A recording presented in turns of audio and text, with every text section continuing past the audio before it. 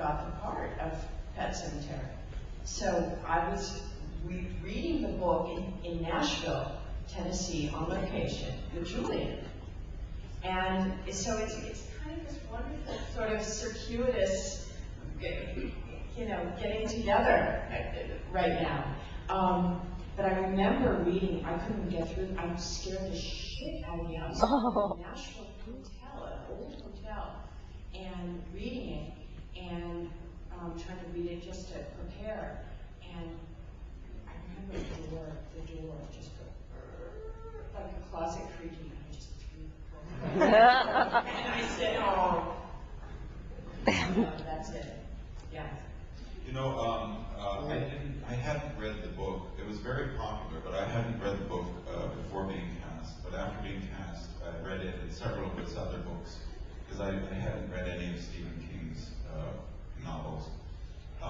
And then on the set, I kept a copy of the book with me on the set all the time, because there were these tiny little things that he had written so efficiently and eloquently about the character of Victor Pascal that I just wanted to use them, which is a nice way of saying I stole them.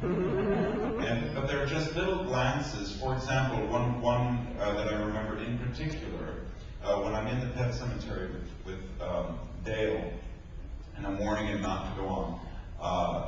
In the book, he says that Pascal, you know, that Dale falls down and is crying or something like that, and that Pascal looks down at him with this great compassion and then disappears. And but the shot, because of the way the shot was done, Mary Lambert needed me to look up as I was rising up out of the frame to help punctuate the fact that I was floating away, you know. But I still managed to get in this what I thought was a compassionate glance down to him before then turning my eyes skyward and floating up. And I did this with a lot of scenes. I would always, before we shot, reread that section of the book and make little notes about what I really, really wanted to include, you know. And they're just little tiny things, but I think they added to the richness of the character. Because without them, it would have been, you know, just me bouncing about, and that would have been pretty dull.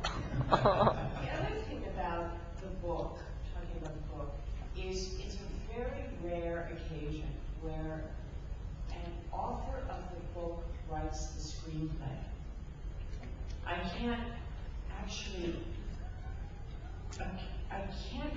recall many times that's happened. I only know of one other that I can name off the top of my head, and that's The Godfather, only because Mario Puzo is one of the writers on the screenplay with Coppola.